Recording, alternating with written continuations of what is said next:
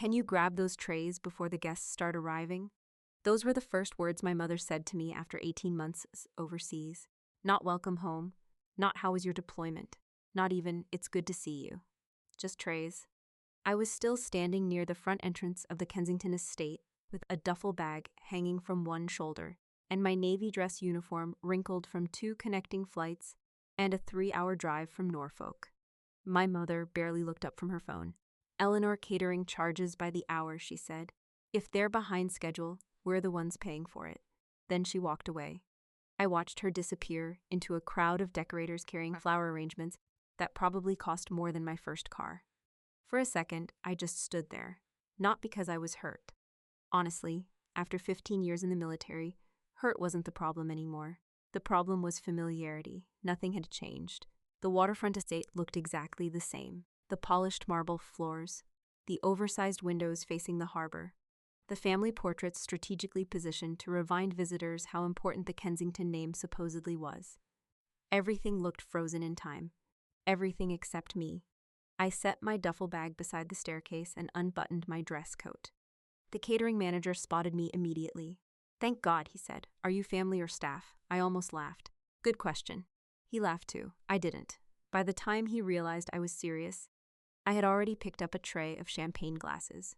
A young waiter beside me whispered, "You don't sound like staff. I don't think my family would agree."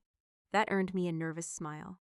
The house was preparing for one of my parents' social gatherings, not a charity event, not a fundraiser, just another excuse for wealthy people to stand near expensive boats and tell each other how successful they were.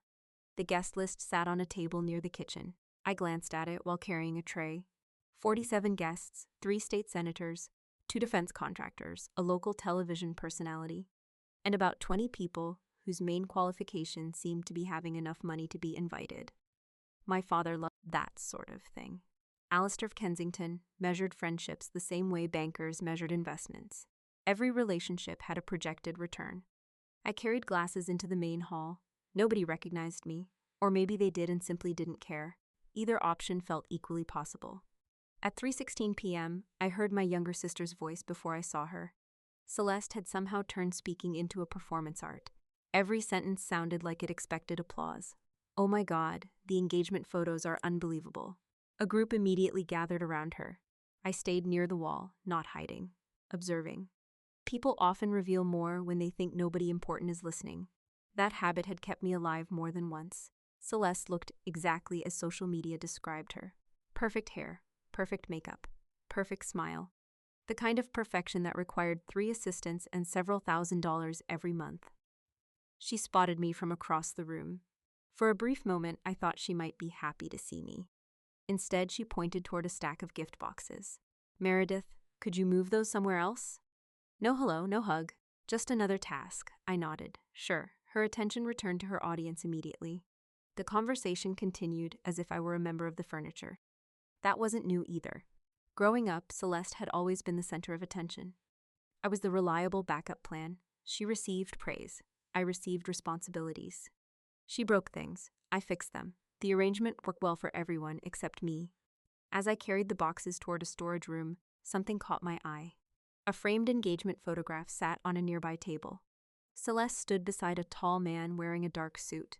Confident smile, strong jaw, military posture. The photograph looked professionally staged. But it wasn't the photo that stopped me. It was the challenge coin sitting beside the frame. Most people wouldn't have noticed it. A simple bronze coin displayed in a small acrylic case. But I recognized it immediately. Every detail, every engraving, every scratch. My hand froze. That coin wasn't supposed to be there. Not in this house. Not beside that photograph. Not anywhere near my family. I picked up the frame. The man in the photo stared back at me. For the first time all day, I felt something shift. Not fear. Not anger. Something colder, more focused. The kind of feeling that appears when a detail doesn't fit where it should. I turned the frame over. No name. Just a handwritten note from Celeste. "Forever starts now. Love, Logan. Logan." The name meant nothing to me. The coin did. And the fact that he possessed it raised questions that shouldn't have existed. Questions I couldn't answer yet. Questions that made my pulse slow instead of speed up. Years in command had taught me something important. When something impossible appears in front of you, don't react. Observe. Collect information. Wait. I set the frame back exactly where I found it. Then I stepped away. Across the room, Celeste laughed loudly as another group gathered around her. My parents looked happier than I'd seen them in years. Whatever this engagement was, they clearly viewed it as a social victory. I watched them from the edge of the room while servers moved between guests carrying trays of champagne. Nobody noticed me. Nobody asked about the deployment. Nobody mentioned the 18 months I had spent away. And strangely enough, that no longer bothered me. Because my attention had shifted somewhere else. Toward a bronze challenge coin. Toward a man named Logan. And toward a question that refused to leave my mind. How did he get that coin? Because if my suspicion was correct, that small piece of metal was connected to a decision I had made 6 months earlier. A decision that destroyed a military career. A decision whose consequences were supposed to be buried permanently. Yet somehow that story had just walked into my family's house. And before the evening was over, I intended to find out exactly why. I left the photograph where it was and took my seat at the far end of the dining table. The Kensington dining room could comfortably fit 20 people, even though there were only 8 seats occupied that evening. My father liked excess. Empty space made everything look more expensive. A crystal chandelier hung overhead, throwing sharp reflections across polished silverware and imported wine glasses. Somewhere between the third bottle of Napa Valley Cabernet and the second course, the conversation shifted exactly where I expected it to Celeste, more specifically to Celeste's fiancé. "Oh, wait until Logan gets here," she said, practically bouncing in her chair. "You guys are going to love what happened this week." My mother smiled immediately. My father leaned forward. I took a sip of water. Showtime. Celeste pulled out her phone and opened a photo. "He can't tell me much. It's because of security clearance, obviously. "Of course," my mother said. "But apparently he's working with people at the highest levels now. Pentagon-level projects." My father looked impressed. "That's extraordinary." I almost choked on my water. Not because the claim was ridiculous. Because it was familiar. I've spent enough years around military circles to know that truly important people almost never advertise how important they are. The louder someone talks about classified work, the less likely they are to actually have access to it. But nobody at that table wanted reality. Reality wasn't glamorous. Reality didn't generate social status. Fantasy did. Celeste continued. "He's always so humble about it." That sentence nearly deserved an award for comedy. I only found out because one of his former teammates accidentally mentioned it. Former teammates. Interesting choice of words. My father nodded approvingly. That's the mark of real leadership. I stared at my water glass. The irony was becoming physically exhausting. The server placed a plate in front of me. Herb-crusted sea bass. I thanked him. Nobody else noticed. The conversation had become the Logan Cross Appreciation Society. "Do you know how hard it is to become a Navy SEAL?" Celeste asked dramatically. My mother shook her head. "I can't even imagine. Less than 20% make it through training." The number wasn't even accurate. But accuracy had already left the building. My father glanced toward me. "Is that true, Meredith?" The first question directed at me all evening. I looked up. "SEAL training standards change over time." A technically correct answer. My father frowned. "Well, Logan obviously made it, apparently." Celeste rolled her eyes. "Why do you always sound skeptical?" "Because I've signed paperwork that would ruin your evening." Instead, I smiled. Just listening. She seemed disappointed that I wasn't taking the bait. Then again, she probably expected me to be jealous. That was always the family explanation whenever I failed to worship someone they liked. Not disagreement, not concern. Jealousy, the universal answer to everything. My mother suddenly turned toward me. "You know, Meredith, you could learn something from Logan." That got my attention. "Really?" "Absolutely." She took a sip of wine. "He knows how to present himself." There it was. The family religion. Presentation. Not character, not integrity. Presentation. My father joined in. "Your military career has always been respectable." Whenever my father used the word respectable, bad news followed. But let's be honest. Nobody really understands what you do. I nodded slowly. That part was true. Most people didn't. They weren't supposed to. Logan's achievements are easier for people to appreciate. I almost laughed. Instead, I asked a question. What achievements would those be? The table went quiet for half a second. Then Celeste jumped in. "Seriously?" "I'm asking." She leaned back. "Operations." "Which operations?" "Classified." "Convenient." My father chuckled. That's why they're classified, Meredith, apparently. I pushed a piece of fish across my plate. The conversation continued. Every story became bigger than the one before. According to Celeste, Logan had advised generals. According to my mother, he was probably destined for government leadership. According to my father, men like Logan shaped the future of national security. The actual Pentagon would have been fascinated to learn this. I checked my watch, 8:42 p.m. The challenge coin remained in the back of my mind. The details kept bothering me, not because of what I knew, because of what I didn't know. Someone like Logan shouldn't have access to that coin. There was a missing piece somewhere, and missing pieces usually mattered. A lot. The waiter began clearing plates. Dessert arrived. A chocolate tart from some bakery my mother never stopped talking about. I recognized the box from the kitchen. The receipt was still attached. $312 Rs and 48s. For 6 tarts. The military had sent me into active combat zones with less financial recklessness. Then Celeste delivered the statement she'd clearly been saving all night.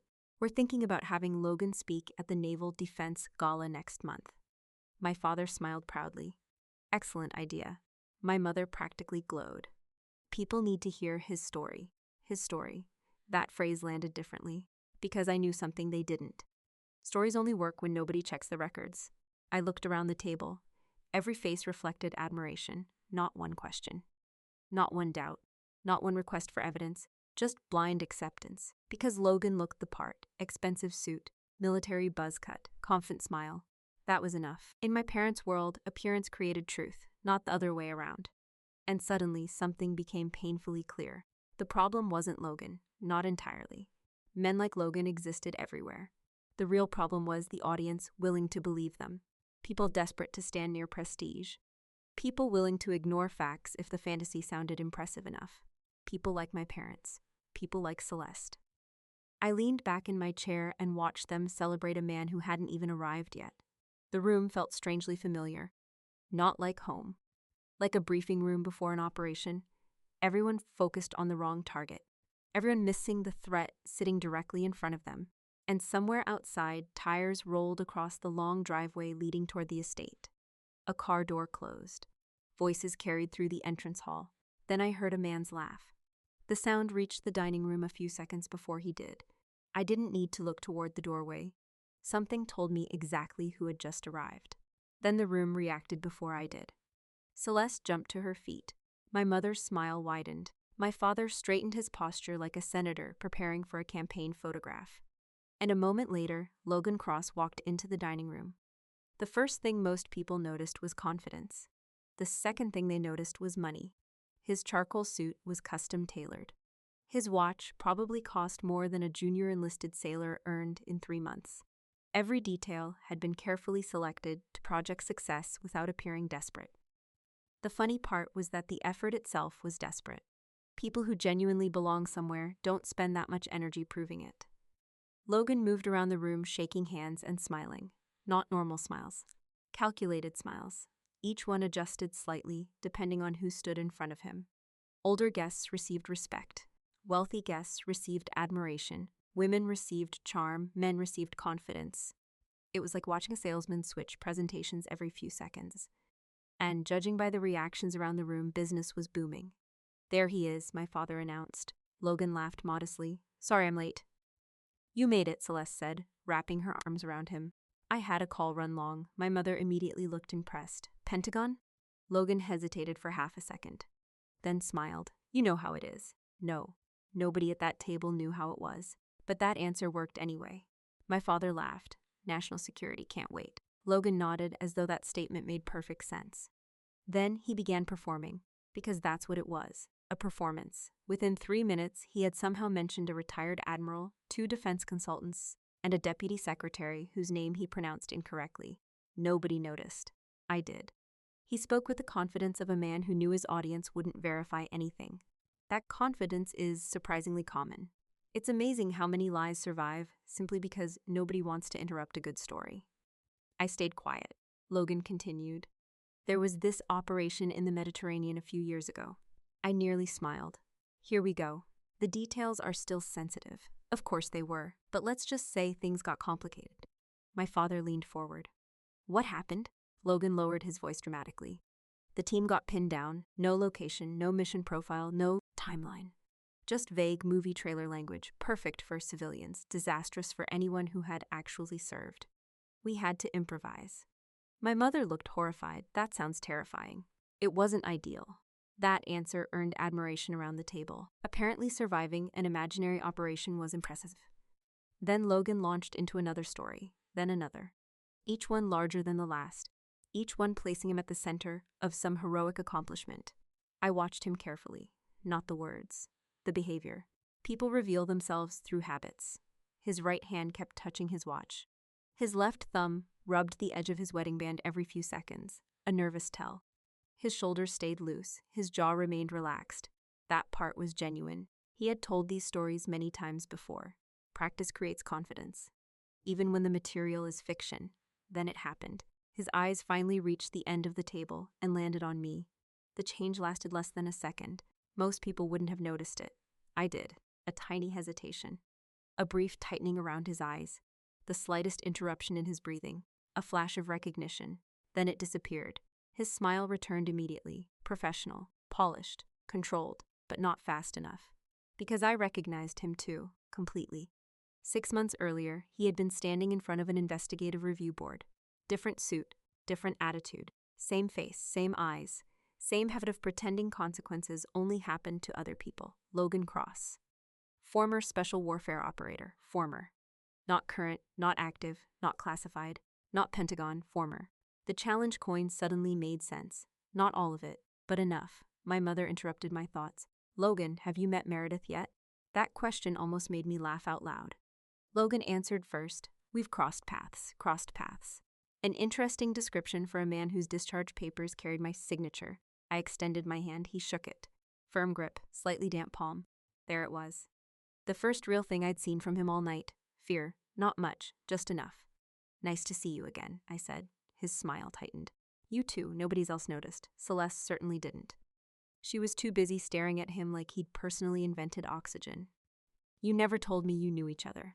Logan released my hand. Military circles can be surprisingly small.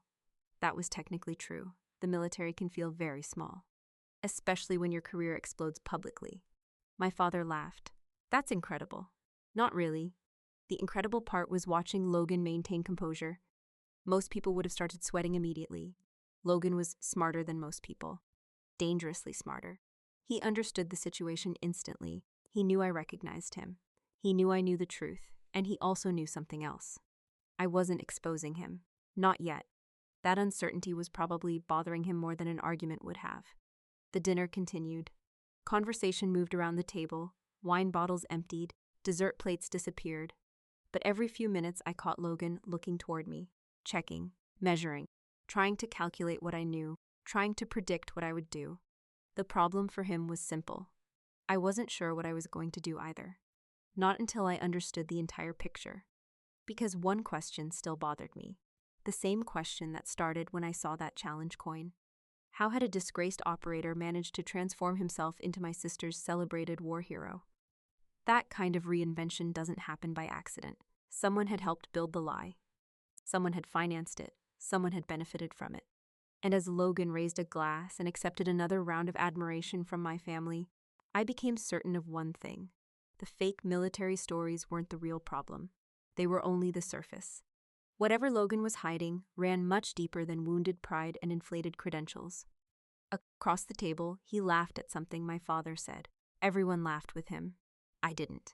Because I had seen the version of Logan Cross that never appeared in engagement photos. The version without the expensive suit, without the practiced smile, without the audience. The version that surfaced when people's lives depended on him. And failed. The memory arrived with uncomfortable clarity. Not because I wanted to revisit it. Because some mistakes leave fingerprints on your mind. You don't forget them. Especially when 3 people almost die. The operation had taken place 8 months earlier in the Persian Gulf. I was serving aboard the USS Hartford as commander of a joint special operations task force overseeing multiple maritime interdiction teams. Most people hear words like special operations and imagine action movies. The reality is paperwork, planning, logistics, intelligence reports, risk assessments, communication protocols, and long stretches of waiting interrupted by moments that can destroy lives in seconds. That mission started with intelligence about an arms smuggling network using commercial shipping routes. A cargo vessel operating under a false registry had become our target. The boarding operation was scheduled for just after midnight. I remember reviewing the final operational packet at 11:18 p.m. Weather conditions were deteriorating, sea state increasing, visibility poor. None of it was ideal. The assault teams launched anyway. The objective was straightforward: board the vessel, secure the crew, search the cargo compartments, collect evidence. Nobody expected heroics. The best operations are usually boring. Then Logan Cross decided boring wasn't good enough. Even back then he had a reputation. Talented, physically capable, ambitious. Too ambitious. Several team leaders had already documented concerns about his decision-making. Nothing severe enough for disciplinary action yet. But the pattern existed. Logan always seemed more interested in being the hero than being part of the team. That difference matters. A lot. At 12:41 a.m., the assault element successfully breached the vessel. Everything was proceeding according to plan. Communication traffic remained calm. Status reports were routine. Then one transmission changed everything. A team leader issued a direct order: hold position, wait for secondary clearance. Simple, clear, standard procedure. Logan ignored it, not accidentally, not because he misunderstood. He simply chose not to obey. Later he would claim he believed he had identified a high-value target. That explanation sounded impressive until investigators compared it against helmet camera footage. The footage showed something else. Impatience. Ego. A man chasing a personal victory. Logan separated from his assigned position and pushed deeper into the vessel without authorization. That decision created a chain reaction. The rest of the team suddenly faced a choice: follow protocol, or follow the operator who had just broken formation. Neither option was good. Inside the Combat Information Center, we immediately saw the problem developing: additional movement, communication delays, conflicting position reports. My operations officer looked at me. He's gone off script. I picked up the headset, confirm operator identity. The answer came back almost immediately. Cross. Of course it was. For the next 6 minutes, everything became chaos. Not movie chaos, real chaos. Confused radio traffic. Incomplete information. People trying to solve multiple problems simultaneously. One operator slipped while moving between compartments. Another lost communication for nearly 90 seconds. A third became isolated behind a sealed security door. Any one of those situations could have ended in fatalities, all because one man wanted to be first. I remember staring at the digital vessel skits displayed on the operations screen. Every blue icon represented a teammate. Every movement mattered. Every mistake multiplied. The team leader finally regained control of the situation. The vessel was secured. No cellular fatal, no permanent injuries. Mission completed. On paper, that sounds successful. It wasn't. Because success wasn't the standard. Trust was. And trust had been destroyed. The investigation began less than 48 hours later. Evidence accumulated quickly. Helmet camera recordings, radio transcripts, witness statements. The facts weren't complicated. Logan violated direct orders. Logan compromised team safety. Logan prioritized personal recognition over mission integrity. The hardest part wasn't determining what happened. The hardest part was accepting what had to happen next. People imagine military discipline as emotionless. It isn't. Every disciplinary action affects real lives, real families, real futures. I reviewed the final findings for nearly 3 hours before signing anything, not because I doubted the evidence, because I understood the consequences. A trident isn't just a badge. People sacrifice years to earn it. Careers, marriages, physical health. Entire identities become attached to it. Removing one is never taken lightly, but keeping someone in uniform after they betray their team is worse, much worse. The signature took less than 2 seconds. Commander Meredith Kensington. Approved. Dishonorable discharge proceedings authorized. Career over. Decision final. I remember Logan's face during the review hearing. Not angry, not ashamed, confused. As if consequences had somehow violated an agreement he thought existed. As if talent should exempt him from accountability. That expression stayed with me. And now it sat across from me, eating chocolate tart in my parents' dining room. Only now the confusion had been replaced with confidence. Reinvention was apparently working well for him. My father raised another toast, to Logan. Glasses lifted around the table. Mother smiled proudly. Celeste looked completely captivated, and Logan accepted their admiration like a king accepting tribute. Nobody there knew about the operators he abandoned. Nobody knew about the investigation. Nobody knew about the hearing. Nobody knew that the future they were celebrating had been built on a lie. I watched him raise his glass, and for the first time that evening, I understood something that made my stomach turn. Logan wasn't just hiding from his past, he was profiting from it. Every compliment, every business contact, every invitation, every opportunity, all of it rested on a foundation created by the teammates he had endangered and the reputation he no longer deserved to wear. And judging by the confidence in his eyes, he believed that past had been buried permanently. The problem for Logan was simple. I knew exactly where it was buried.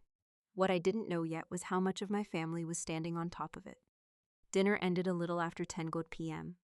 Guests drifted into smaller conversations throughout the house. My mother escorted a few friends toward the waterfront patio, while my father disappeared briefly to refill his glass. I was helping one of the servers stack empty dessert plates when I heard my father's voice. Meredith. I looked up. His expression carried that familiar executive tone. Not father, chairman of the board. Come to the study, we need to discuss something. That phrase rarely led anywhere good. I handed the plates to the server and followed him down the hallway. The study sat on the opposite side of the estate, overlooking the marina. Floor-to-ceiling bookshelves lined the walls. Most of the books looked decorative rather than read. My father closed the door behind us. A second later, my mother entered. Then Celeste. Interesting. An audience, or maybe an intervention, either way. This wasn't accidental. I remained standing. Nobody offered me a chair. My father sat behind his desk and folded his hands, the same posture he used during business negotiations. We have an opportunity. There it was. Not how are you? Not it's been 18 months, an opportunity. I waited. My father slid a folder across the desk. A glossy corporate presentation, Cross Strategic Solutions. The logo alone looked expensive. I opened the folder. 32 pages, professional branding, market projections, defense consulting services, government contracting goals, projected first-year revenue, $8.7 million, projected growth, $22 million by year 3, ambitious, very ambitious, especially for a company whose founder shouldn't have been anywhere near government contracts. Logan started the firm 4 months ago, my father said. I continued reading. Several sections immediately caught my attention. Military expertise, operational leadership, strategic advisory services. Interesting claims, very interesting. My mother smiled. Isn't it impressive? I closed the folder. What exactly do you need from me? Nobody bothered pretending anymore. My father leaned back.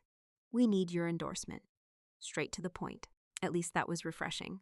What kind of endorsement? Professional. That answer told me everything. I looked directly at him. Be specific. His jaw tightened slightly. Logan is currently pursuing a state security modernization contract. There it was. The real reason for this meeting. The procurement committee values military credibility. My father tapped the folder. Your name carries weight. Not at home, apparently, but suddenly it carried weight when money entered the conversation. Funny how that worked. My mother joined in. It would only require a recommendation letter. Only. I almost smiled. People who say only usually have no idea what they're asking. A recommendation letter stating what? That Logan possesses the necessary operational experience and leadership credentials. The room became very quiet, because now we had arrived at the actual request. Not support, not assistance. Fraud. My father misunderstood my silence. He assumed I was considering it. Meredith, this contract is worth several $1 million. I nodded. I'm aware. Cross Strategic Solutions could become one of the leading firms in the region. I nodded again. I'm aware of that too. My mother leaned forward. Think of what this could mean for the family. There it was, family. The word always appeared when someone wanted something. Never when I needed something. Never during deployments. Never during missed holidays. Never during hospital visits after operational injuries. But suddenly family mattered when signatures were required. Celeste crossed her arms. Her patience was clearly running low. You should be happy for us. I haven't said otherwise. You don't sound happy. I haven't said that either. That irritated her immediately, because certainty is easier to argue against than calm. You've been judging him all night. I looked at her. No. Then what have you been doing? Observing, evaluating, remembering. But I didn't say any of that. Instead, I shrugged, listening. My father exhaled heavily, the way executives do when employees become inconvenient. Let's stop dancing around the issue. That sounded promising. You have connections Logan needs. Connections. An interesting description for federal oversight, military ethics regulations, and procurement law. We're asking you to help him. I studied his face, really studied it, not the words, the motivation. For most of my life, I believed my father cared about appearances because he enjoyed status. Sitting there, I realized something different. He needed it. The way some people need approval. The way some people need attention. Prestige wasn't a hobby for him, it was oxygen. And Logan represented an unlimited supply. My mother spoke next. If you support him, everybody benefits.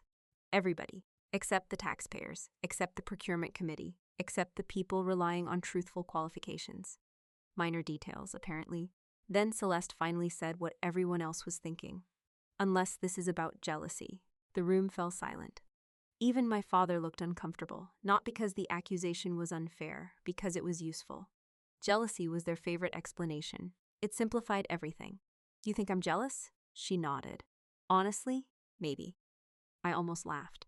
Not because it hurt, because it was absurd. I had spent 15 years leading operators in some of the most demanding environments on Earth. Meanwhile, Logan was playing military dress-up in front of investors. The comparison wasn't insulting. It was entertaining. Celeste continued. If your bitterness cost Logan this funding opportunity, don't expect us to forget it. There it was. The threat. Finally. My father didn't stop her, neither did my mother, which meant they agreed. Celeste's voice hardened. You'll be choosing this. This? Being excluded. I looked around the room. 3 people, same last name, same blood. And not one of them had asked whether the request was ethical, only whether it was profitable. At that moment, another story came to mind, not because it was identical, because it carried the same warning, a different family, a different lie, a truth that eventually detonated everything around it. If you've been following this channel for a while, you might remember that case. And if not, keep an eye on the top right corner of your screen between minutes 45 and 55. The similarities become impossible to ignore. I looked back at my father, at my mother, at Celeste, then at the folder sitting on the desk. Cross Strategic Solutions, the future they wanted me to bless. The future they wanted me to help build. A future resting on foundations none of them had bothered to verify. And for the first time all evening, I realized something that made the entire conversation far more dangerous. They weren't asking me to trust Logan. They were asking me to lend him my credibility. Because somewhere along the way, Logan had convinced them that my reputation was just another asset he could borrow. I carried that thought with me upstairs. The house had finally gone quiet. Most of the guests had left by then. The remaining few were lingering near the marina, with glasses of wine and exaggerated stories about golf scores and investment returns. I closed the door to my childhood bedroom and locked it. The room looked almost exactly the same. My mother had preserved it like a museum exhibit. The shelves, the photographs, the furniture. Even the faded rowing medal from high school still sat exactly where I'd left it years ago. Nothing had changed, which felt appropriate, because nobody in this family seemed interested in reality, only appearances. I set my garment bag on a chair and pulled a hardened military laptop from my duffel. Technically, it wasn't classified equipment, but it was configured for secure access and encrypted communication through authorized government systems. I connected a secure authentication device and entered my credentials. 3 verification screens later, the system loaded. 11:47 p.m., the glow of the screen illuminated the room. I opened the folder from Cross Strategic Solutions. Then I opened several procurement databases. At first, I wasn't looking for fraud. I was looking for leverage. There was a difference. Leverage meant discrepancies, exaggerations, inflated credentials, the kind of things people used to make themselves look more impressive. What I found was something else entirely. The first issue appeared 23 minutes later. A certification document, nothing dramatic. Just a supporting credential attached to one of Logan's contract submissions. I almost skipped past it. Then a detail caught my eye. My name, Commander Meredith Kensington. Interesting. I opened the file. A recommendation endorsement, supposedly signed by me. The signature looked convincing. Very convincing. Most people would have accepted it immediately. The problem was simple. I had never written it. I leaned closer. Read every line. The document praised Logan's operational judgment, his integrity, his leadership, his service record. By the second paragraph, I was reading my own counterfeit approval of a man I had personally discharged. That was unexpected. I opened the metadata, creation date, modification history, digital routing path. The document had originated from a private corporate server, not a military network, not a government system, a forgery, a sophisticated one, but still a forgery. I should have stopped there. Most people would have. Instead, I kept digging, because fraud rarely travels alone. And 35 minutes later, the second discovery arrived. This one was worse, much worse. I located the security qualification package attached to Logan's state contract proposal. The document package contained multiple supporting certifications: operational experience validation, security clearance verification, federal compliance review. Everything looked professional until I opened the attachments. My stomach tightened. Not from fear, from recognition. Because I knew exactly what I was looking at. The official command seal, my command seal duplicated, embedded to multiple documents, used as verification authority, used as authentication, used as proof. I zoomed in, examined every detail. The counterfeit was excellent. The average procurement officer would never spot the difference. Neither would most lawyers. Whoever created these documents had invested serious effort. The realization settled in slowly. This wasn't resume inflation. This wasn't somebody exaggerating war stories at a dinner party. This was federal fraud, real fraud, the kind that attracts investigators, the kind that creates prison sentences. I opened another file, then another, then another. The pattern repeated everywhere. False endorsements, forged validation records. Every road led back to the same conclusion. Logan had built an entire corporate identity using borrowed credibility, mine. I checked the bid summary. Current contract value, under review, $14.6 million. Far larger than the number my father had quoted. That explained the desperation. That explained the pressure. That explained the meeting in the study. My family wasn't chasing prestige anymore. They were chasing money. A lot of money. And Logan needed one thing to secure it. Trust. The one thing he had already lost. So he stole mine instead. I sat back in the chair. For several seconds, I simply stared at the screen. Not shocked, not angry. Just thinking. Because another question had appeared. How long had this been happening? People don't usually wake up one morning and forge military documentation. That behavior develops. Expands. Escalates. Like a disease. I opened archived submissions, older proposals, older applications, older credential packages. The timeline immediately became clear. 4 months, at minimum, possibly longer. Cross-strategic solutions wasn't built on expertise. Every success, every meeting, every investor, every business opportunity, all of it traced back to fraudulent credentials, and somehow nobody had caught it. Then again, why would they? The documents looked legitimate, the endorsements appeared authentic, and Logan had chosen the perfect shield. Me, the quiet daughter, the invisible military officer, the family workhorse nobody paid attention to. Someone who avoided social media, someone who stayed out of public arguments, someone who spent more time overseas than at home, someone unlikely to create a scandal. I actually laughed, a short laugh, one without humor, because I finally understood the entire strategy.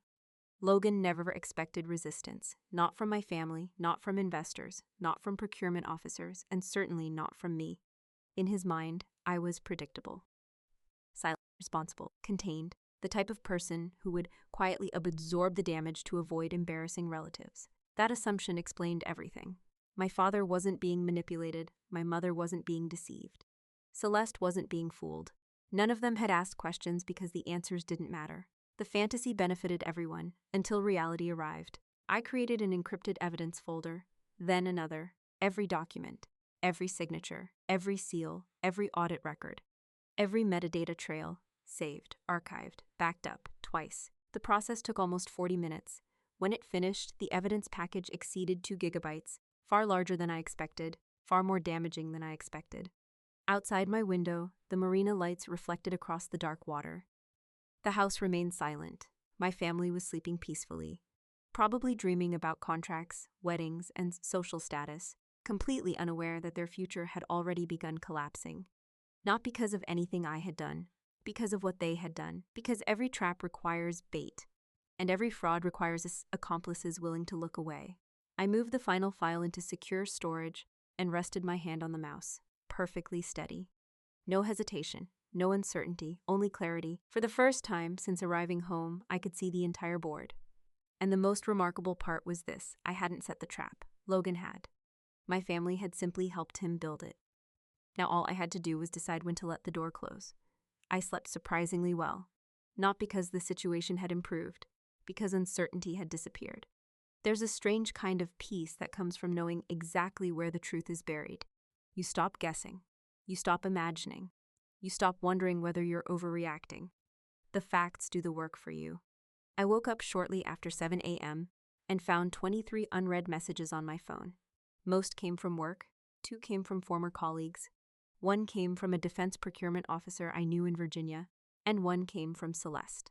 Subject line: presentation guidelines. That sounded promising. I opened it while drinking coffee. By the second paragraph, I nearly spilled it laughing. Not because it was funny, because it was so aggressively ridiculous that it crossed into comedy. The email contained 3 full pages of instructions. Not suggestions, instructions. Apparently, the upcoming Naval Defense Gala at the Willard Hotel in Washington had become important enough to require operational planning. I kept reading: dress code requirements, arrival procedures, photography restrictions, conversation guidelines, social interaction protocols. By page 2, I was half expecting an emergency evacuation map. Then I reached the section labeled Meredith's Specific Requests. Of course, I leaned back in the chair. This should be good. The first item read: please avoid wearing military uniforms, medals, service ribbons, or anything that may distract attention from Logan's professional accomplishments. I stared at the sentence, then read it again, not because I misunderstood, because I wanted to appreciate the confidence. Apparently existing was now considered a distraction. The second item was even better. Please select a simple dark dress with minimal jewelry and no military identifiers. The third item followed immediately. You may assist mom with personal belongings throughout the evening. Assist. Interesting choice of wording. The fourth item abandoned all subtlety. Please remain several steps behind our group during introductions and networking opportunities. There it was. 3 pages of corporate language designed to say one thing: hide. Hide your rank, hide your accomplishments, hide your identity, hide anything that might remind people. Logan wasn't the most impressive person in the room. I continued reading. The requests became increasingly absurd. Avoid discussing military operations. Avoid discussing command care responsibilities. Avoid discussing procurement oversight. Avoid discussing defense contracting procedures. That one actually made me pause. Very specific. Very revealing. My eyes narrowed. The more I read, the clearer the picture became. This wasn't about social comfort. This was risk management. Someone was trying very hard to control what conversations happened at that gala. Someone was worried. At the bottom of the email, a final note appeared. We all want this evening to reflect positively on Logan's future opportunities. There it was again. Opportunities. Everything always came back to opportunities. Contracts, investors, status, money. I closed the email and stared out the window. The marina below was already active. Workers loaded supplies onto a yacht. 2 maintenance crews inspected dock equipment. Real work. Actual work. Nobody down there cared about appearances. The boat either functioned or it didn't. The dock either held weight or it failed. Reality doesn't negotiate. People do. A knock interrupted my thoughts. Before I could answer, the door opened. Celeste stepped inside. No greeting, no hesitation. Straight to business. Did you read my email? I set the phone down. I did. Good. She sounded relieved, as though compliance had already been secured. I know some of it seems excessive. Some. I just don't want unnecessary complications. I nodded slowly. Complications are exhausting. The irony escaped her completely. She sat on the edge of the desks. I mean it, Meredith. I know, this gala matters, clearly. She crossed her arms. For a moment, she looked almost nervous. Not guilty, nervous, a subtle difference. Then she said something that surprised me. Logan's under a lot of pressure. Interesting. Not pressure from investors. Not pressure from contracts. Pressure. The kind that comes from maintaining something. The kind that comes from protecting something. A story. A reputation. A lie. I kept my expression neutral. What kind of pressure? She looked away, only briefly. People expect a lot from him. That wasn't an answer, that was a symptom. People expect a lot from him. Translation. People might discover things. I almost felt sorry for her. almost. Because despite everything, part of me could still see the younger sister who used to follow me around the docks asking endless questions about boats. The younger sister who once believed I could fix anything. That version of Celeste had existed, long before social media, long before status became her religion, long before she started measuring human worth by audience size. She stood up. You'll follow the guidelines? There it was. The real reason she came upstairs. Not family, not concern, compliance verification. I looked directly at her and smiled. Not a warm smile, not an angry one. The kind of smile people use when they've already made a decision. Of course, the tension immediately left her shoulders. Thank you. She actually sounded grateful. That part hurt more than I expected. Because she genuinely believed I would make myself smaller to protect her future. She genuinely believed that was my role. Maybe it always had been. For everyone in this family, she moved toward the door, then paused. You know, this could be good for all of us. I nodded. It could. She smiled and left, the door closed behind her. Silence returned. I picked up my phone, opened the email again, scrolled to the bottom, then pressed reply. The response took less than 5 seconds to write. 4 words. I will be there. I hit send, the message delivered instantly. No warning, no argument, no threats, no dramatic speeches. People like Logan often imagine exposure arrives as a fight. They expect confrontation, resistance, anger. What they rarely expect is patience. The gala was still 5 days away. The invitations had already been sent. The investors were already confirmed. The military leadership would already be attending. The stage was already built. And every person involved believed they were walking toward a celebration. I closed the laptop and glanced toward the secure evidence drive resting inside my duffel bag. Thousands of pages, hundreds of files, every forged document, every false credential, every stolen endorsement, safe, verified, ready. Outside, I heard laughter from downstairs. My family sounded happy, hopeful, excited about the future. None of them realized they were already moving exactly where they needed to go. And for the first time since returning home, I felt no urge to stop them. 5 days later, I stepped through the front entrance of the Willard Hotel, carrying my mother's coat over one arm. The irony was almost impressive. A commander in the United States Navy, carrying someone else's designer outerwear because her family thought it would be less embarrassing than introducing her properly. I glanced around the ballroom. The place was packed. Not with social media influencers. Not with yacht club regulars. People here actually mattered. Senior military officers, defense industry executives, procurement officials, congressional staff, retired admirals, federal contracting specialists. People whose signatures moved budgets measured in hundreds of millions of dollars. People who spent their careers evaluating credibility. Which made Logan's confidence particularly fascinating. The ballroom itself looked immaculate. Crystal lighting reflected off polished marble floors. Servers moved through the crowd carrying silver trays of drinks. Uniforms filled the room, rows of ribbons, service medals, combat insignia. Years of sacrifice condensed into pieces of colored fabric and metal. Most civilians never understand what those decorations represent. The stories behind them, the cost behind them, the people who never came home. Yet somehow Logan was walking through that room pretending he belonged among them. And for the moment, nobody challenged him. Because appearance is powerful, at least temporarily. I adjusted the coat on my arm and followed my family deeper into the crowd. Just as instructed. 3 steps behind, invisible. Exactly where they wanted me. Celeste looked like she was attending her own coronation. Her gown probably cost more than my first deployment bonus. My mother kept introducing herself to strangers who had no idea who she was. My father collected business cards like a man preparing for winter. And Logan was in his element. I watched him work. The same way I watched him at dinner. The same smile, the same stories, the same performance. Only now the audience had changed, which made the lies more dangerous. General Whitaker. Logan shook hands with a retired Air Force officer. It's an honor. The general smiled politely. And what do? Logan never missed a beat. I advised several security initiatives connected to advanced operational readiness. That sentence sounded important.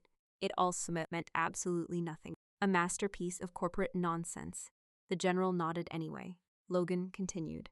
I've been fortunate enough to work closely with some exceptional leaders. Then came the name-dropping. Retired admirals, special operations personnel, defense consultants, government advisor. The list kept growing. Every story slightly larger than the last. Every accomplishment slightly harder to verify. Most people listened politely. A few looked genuinely impressed. Others looked skeptical. Those were the dangerous ones. Experienced professionals tend to recognize exaggeration, even when they can't immediately prove it.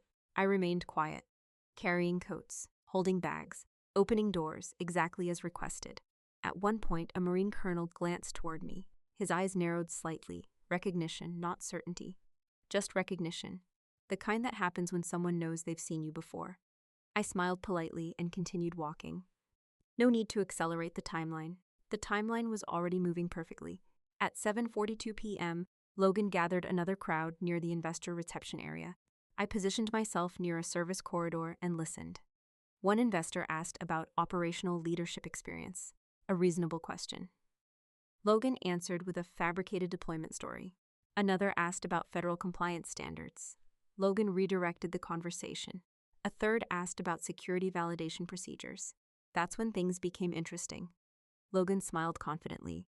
Our credentials have been reviewed by some of the most respected military professionals in the country. True, just not the way he meant it. He continued, we maintain close relationships with senior command leadership. Also true. Again, not the way he meant it. Then he delivered the line that almost made me laugh. One of my strongest supporters is the commander overseeing major elements of the special warfare community. Several investors looked impressed. One even nodded approvingly. That's a powerful endorsement.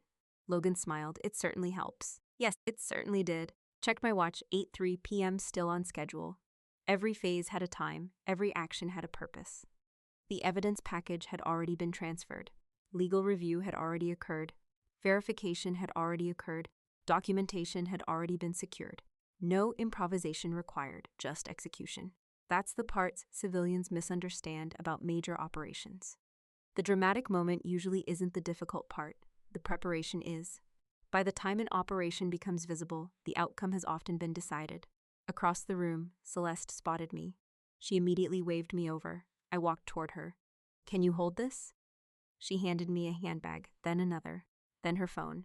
I accepted everything. No argument, no complaint. Her relief was almost immediate, because every time I complied, she became more confident. Every time I remained quiet, everyone became more comfortable. My father approached. Logan's presentation starts soon. His excitement was impossible to miss. You should hear it. I nodded. I'm looking forward to it. That answer made him smile. Because he heard encouragement. What I actually meant was entirely different. The main ballroom slowly filled. Rows of chairs faced a large presentation stage. Massive LED screens stood on both sides. The podium sat directly in the center beneath bright white lighting. Corporate logos rotated across the displays. Cross Strategic Solutions appeared every 30 seconds. Professional, polished, expensive. Fraud always looks impressive when properly funded. Guests began taking seats. Military officers moved toward reserved sections. Investors filled the center rows. Procurement officials gathered closer to the front, exactly the people Logan wanted in the room. Exactly the people who needed to be there. I remained near the back, carrying the final collection of coats. Invisible, forgotten, unimportant, the perfect position. At 8:27 p.m., Logan adjusted his tie and prepared to walk toward the stage. I noticed something new then. A thin layer of sweat along his forehead. Nothing dramatic, just enough. The pressure was finally reaching him. Maybe he sensed something. Maybe instinct was trying to warn him. People often notice danger before they understand it. He glanced across the ballroom. For a brief second our eyes met. The same reaction appeared. A flicker, recognition, uncertainty. Then it vanished. His smile returned, confident as ever, victorious as ever. He turned toward the stage while the audience applauded. I looked down at my watch one final time. 8:29 p.m. right on time. The timeline wasn't just running smoothly anymore. It had entered its final phase. Logan stepped onto the stage to enthusiastic applause. The ballroom lights dimmed slightly as the presentation screens behind him shifted to the Cross Strategic Solutions logo. From where I stood near the back wall, I could see almost everyone in the room: investors, military officers, contracting officials, retired commanders, members of Congress, people who had spent entire careers separating facts from fiction. Tonight, they were about to receive some assistance. Logan adjusted the microphone, smiled confidently, and began. Thank you all for being here. More applause. I've dedicated my life to service. A polished opening, refined, probably rehearsed 50 times. Leadership isn't about rank, it's about sacrifice. Interesting choice of words. Because sacrifice had never been Logan's specialty. The audience remained attentive. A few people nodded. Others took notes. Several investors watched with obvious interest. Exactly the reaction he wanted. Logan continued. When I served in elite special operations units, I learned lessons that shaped every aspect of my leadership philosophy. There it was, the foundation of the entire fraud. Military credibility, military experience, military trust. Everything depended on that illusion remaining intact. He moved confidently across the stage. Slides changed behind him. Professional graphics, market forecasts, operational diagrams, projected revenue growth. Cross-strategic solutions looked impressive, because lies often do, at least initially. I checked my watch.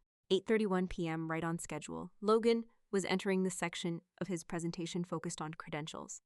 The section that mattered most. The section investors cared about. The section built entirely on stolen credibility. He clicked the remote. A slide appeared showing leadership qualifications, government experience, operational expertise, strategic advisory capabilities. Then came the line. The same line I'd heard all evening. Our work has earned support from some of the most respected leaders within the military community. Several heads turned. People were interested. Names mattered. Endorsements mattered. Trust mattered. Logan smiled. My team maintains relationships at the highest levels of special warfare leadership. There it was. The final step. The point where deception transformed into direct misrepresentation. He looked completely comfortable, completely certain, completely unaware. I pulled my secure phone from my purse.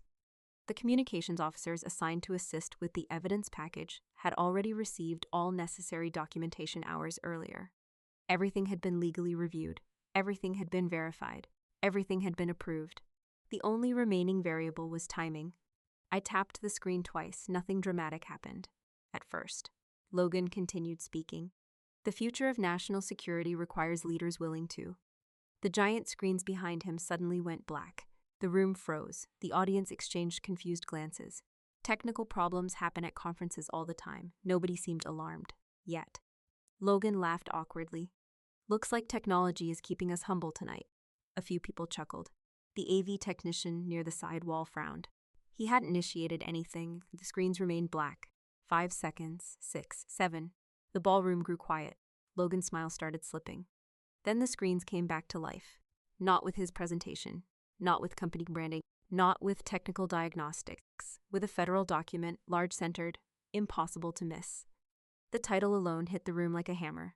Official Military Discharge Record. The audience immediately stopped moving. Every conversation died. Every chair became still. Every eye turned toward the screens. Logan's face lost color not gradually, instantly, because he recognized the document before anyone else did. He knew exactly what they were looking at. I watched him take a small step backward. His breathing changed. His shoulders tightened. For the first time since I'd seen him again, the performances disappeared. What remained was the man from the review hearing. The man who thought consequences only happened to other people. The document expanded. Additional pages appeared. Official findings, investigative summaries, authenticated military records. Then came the line nobody in that room would ever forget. A massive red watermark stretched across the screen. Dishonorably discard. The words alone created shockwaves through the audience. Several investors immediately looked at each other. A retired admiral narrowed his eyes. One procurement official actually stood up. The next page appeared. Additional findings.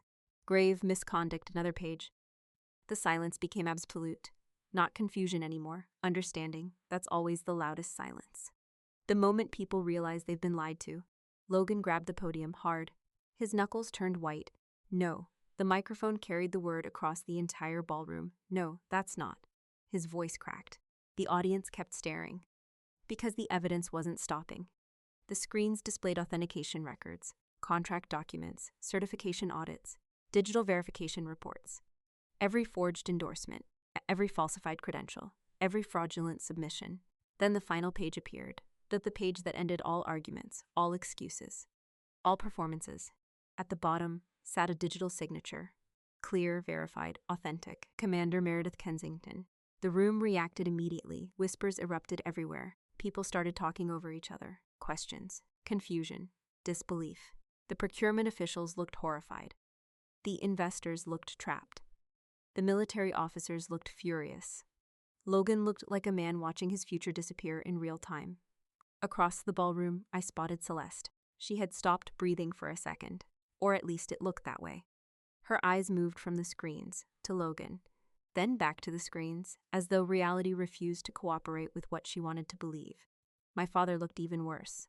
For the first time in my life, Alistair Kensington appeared genuinely lost. Not embarrassed, not annoyed, lost. His entire strategy for understanding people had failed simultaneously. The title, the money, the image, the connections. None of it had protected him from facts. My mother gripped the edge of a chair. Her face had gone completely pale. Logan finally found his voice. This is a mistake. Nobody answered, because evidence doesn't argue. It simply exists. He looked desperately toward the audience, searching for allies, searching for believers, searching for someone willing to rescue him. But the room had changed. 30 seconds earlier, they had seen a war hero. Now they saw a fraud investigation. 30 seconds earlier, they had seen a future industry leader. Now they saw a liability. That transformation was almost physical. Then Logan's eyes found me, standing quietly near the back of the ballroom, exactly where everyone expected me to be. Invisible, unimportant, forgettable. For a long moment, neither of us moved. Then I started walking forward, and suddenly every head in the room turned in the same direction, toward me. The walk from the back of the ballroom to the front couldn't have taken more than 20 seconds. It felt much longer, not because I was nervous, because everyone else was. The crowd parted naturally. Nobody said a word. Military officers stepped aside. Investors moved out of the aisle. Even the hotel staff seemed frozen. By the time I reached the stage, Logan looked like a man standing in the path of an approaching train. He opened his mouth, closed it, then tried again. Meredith, this isn't what it looks like. That was the first honest thing he'd said all evening, because it wasn't what it looked like. It was worse. I stopped a few feet from the stage. Neither of us raised our voices. We didn't need to. The room was silent enough to hear breathing.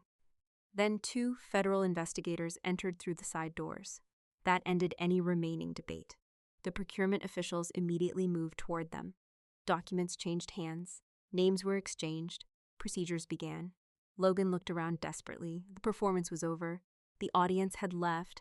Reality had arrived. A hotel security manager quietly approached me. Commander Kensington? The title spread through the room like electricity. Not because people suddenly respected me, because they suddenly understood who I was. I believe your family has been escorted to a private holding room. I nodded. Thank you. The security manager pointed down a hallway. I think they'd like to speak with you. I almost laughed. No, they didn't want to speak. They wanted a rescue. Unfortunately for them, I wasn't bringing one. The VIP holding room occupied a private section of the hotel normally reserved for executive meetings. I opened the door. Chaos greeted me immediately. Celeste was pacing. My mother was crying. My father looked 10 years older than he had an hour earlier, and Logan sat in a chair, staring at the floor. Nobody noticed me enter, not right away, because everyone was too busy blaming everyone else.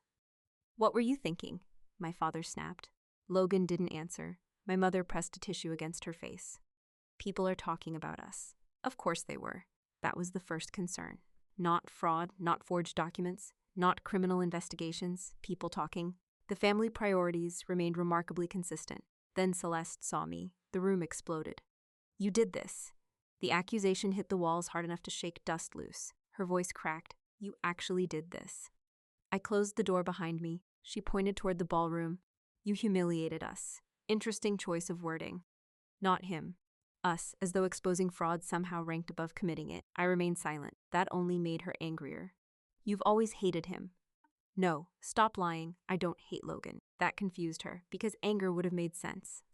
Hatred would have made sense. The truth was less dramatic. I simply believed consequences should exist. Celeste shook her head. This is jealousy. There it was again, the family explanation for everything. Jealousy, the universal answer. My father joined in immediately. Enough. His voice carried the familiar executive tone, the same one he used in the study, the same one he used when he thought authority could substitute for facts. You need to fix this. I stared at him. The paperwork.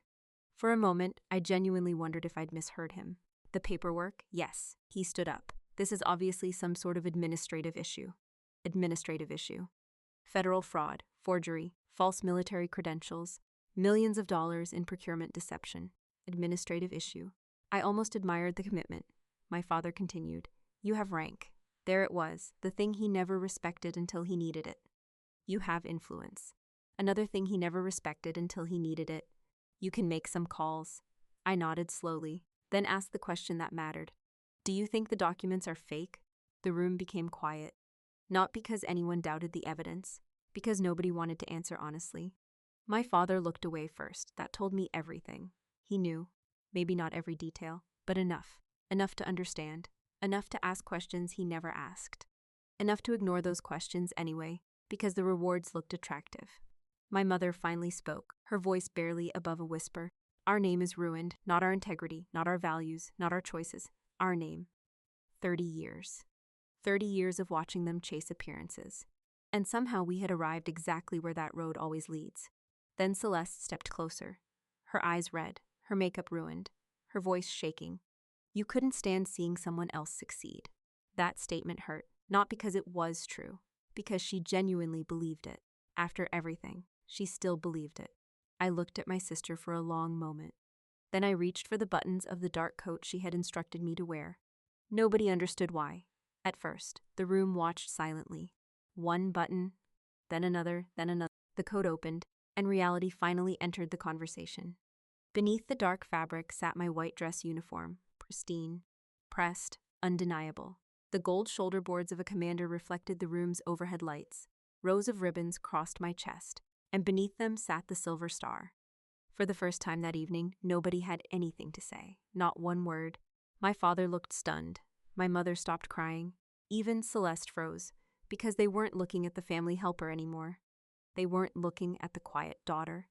They weren't looking at the person carrying handbags.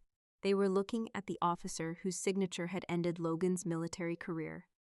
The officer whose reputation he had stolen. The officer whose credibility he had forged. The officer they had spent years pretending wasn't impressive enough. I looked at my mother first, then my father, then my sister, and finally Logan. When I was deployed, I said calmly, "None of you ever asked what I did." Nobody answered. You never cared about the responsibilities. Silence. You never cared about the sacrifices. More silence. You only cared whether my title impressed your friends. My mother looked down. My father said nothing. For once, there was no defense. No explanation, no excuse. Because the truth wasn't complicated. It never had been. You spent years treating character like decoration. I glanced toward Logan, and eventually someone showed up wearing exactly the costume you wanted to see. Nobody moved. Nobody interrupted. The room simply listened. Because for the first time in their lives, they couldn't hide behind appearances. And standing there in front of them, I realized something unexpected. I wasn't angry anymore. I wasn't even disappointed. I was finished carrying the weight of proving my worth to people who only recognized value after it became useful. Before any of them could respond, another knock sounded at the door. The federal investigators had arrived. And this time, they weren't asking questions. 6 months later, I stood on the docks overlooking the Severn River just after sunrise. The water moved quietly beneath the wooden piers. Fishing boats rocked gently against their lines. A few gulls circled overhead. The air smelled like salt, diesel fuel, and wet wood. For the first time in a very long time, nobody needed anything from me. No investigations, no hearings, no deployments. No family emergencies disguised as obligations. Just water, just morning, just peace. I slipped my hands into the pockets of my jacket and watched the tide move through Annapolis Harbor. People often imagine peace as something dramatic, a reward, a destination. It isn't. Most of the time, peace is surprisingly ordinary. It's drinking coffee while the world wakes up. It's sleeping through the night. It's no longer rehearsing conversations in your head. It's realizing your phone can ring without your stomach tightening. The Willard Gala had become old news by then, at least publicly. The investigations, however, had continued for months. Unlike social scandals, federal fraud cases move slowly. They also move relentlessly. The evidence trail Logan left behind turned out to be even larger than anyone initially suspected. Financial records, wire transfers, contract submissions, forged credentials, false endorsements. Multiple federal agencies became involved. Once investigators started pulling threads, the entire structure unraveled. The final outcome surprised nobody except Logan. He accepted a plea agreement, federal prison, several years. The exact sentence didn't matter much to me. Prison wasn't the story. The choices that led him there were. Logan had spent years believing consequences were obstacles for other people. Reality eventually corrected that misunderstanding, as it usually does. The business disappeared within weeks. Investors withdrew. Contracts vanished. The company website quietly went offline one Tuesday afternoon. By Friday, most people were pretending they had never heard of Cross Strategic Solutions. Prestige is funny that way. Everyone wants to stand near it. Nobody wants to stand near the wreckage. My parents learned that lesson the hard way. The waterfront estate sold 3 months after the investigation became public. Technically, they weren't charged with any crimes. Legally, they had protected themselves. Socially, they hadn't. The circles they spent decades trying to impress moved on without them. Invitations stopped arriving. Calls became less frequent. Fundraising dinners suddenly forgot their names. People who once praised them discovered new friendships. That hurt them more than losing money, much more. Last I heard, they were living in a townhouse outside Baltimore. A perfectly respectable home, a perfectly normal life. Ironically, the kind of life they had spent years trying to avoid. As for Celeste, that was harder, not because she lost Logan, because she lost certainty. For most of her life, she believed appearances and reality were the same thing. The scandal shattered that belief. We spoke occasionally, not often, not comfortably, but occasionally. Healing isn't a movie. People don't apologize once and become different overnight. Sometimes growth looks awkward. Sometimes it takes years. Sometimes it never arrives at all. I honestly don't know which outcome awaits her. That decision belongs to her, not me. A group of young naval cadets walked past the docks carrying training manuals and coffee cups. One of them waved. I waved back. Most mornings I met with cadets now, mentoring, teaching, answering questions, sharing mistakes, helping them navigate careers that were just beginning. Retirement still felt strange when people said the word. I wasn't old. I wasn't finished. I had simply reached a point where service looked different. For 15 years, I helped protect national interests. Now I help develop future leaders. Both mattered. One was just quieter, and honestly, I liked quiet. I glanced down at my wrist, the same watch. The same one I had checked throughout the gala. The same one that measured the countdown to a family's collapse. The difference was that I no longer needed it for timing, only for the hour. The weight was gone. Not the investigation, not the memories, the weight. The pressure to constantly make myself smaller so other people could feel bigger. The pressure to apologize for competence. The pressure to earn affection through sacrifice. That burden had finally disappeared. I watched the sunlight spread across the water, and I thought about something I wish I had understood years earlier. I spent 15 years in the military, protecting the borders of my country. But somewhere along the way, I forgot to build a border around my own soul. I believed family love was a debt, something I had to repay by becoming smaller, quieter, less visible. I thought stepping back would help the people I loved shine brighter. I thought sacrificing recognition was the price of keeping peace. I was wrong. The night at the Willard Hotel taught me the most expensive lesson of my life. Human dignity is not negotiable, and respect can never be purchased with unlimited tolerance. When you stay silent in the face of injustice just to preserve harmony, you are not protecting a family. You are feeding the arrogance of people who have started treating your sacrifice as their entitlement. Blood ties are sacred, but they are not a license. They do not give anyone permission to trample your honor, your labor, or the years of your life spent earning what you have built. The truth doesn't need to scream. It doesn't need revenge. It doesn't need a dramatic speech. The truth only needs one person willing to stand upright, look directly at it, and allow the evidence to speak for itself. For years, I believed peace came from being accepted, from being included, from earning a seat at the table. Standing there beside the water, I finally understood something different. Real peace does not come from sitting in the front row at glamorous galas. It does not come from titles, or applause, or social approval. Real peace comes from knowing exactly who you are when nobody is watching, from being able to look at yourself honestly, from refusing to trade your integrity for someone else's comfort.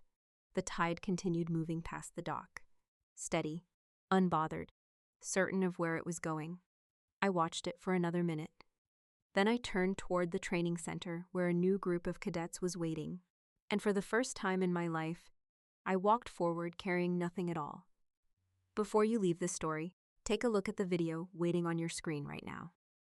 It's one of the most talked about family betrayal stories we've ever covered, and after what happened to Logan and the Kensington family, you'll see why viewers keep coming back to it again and again.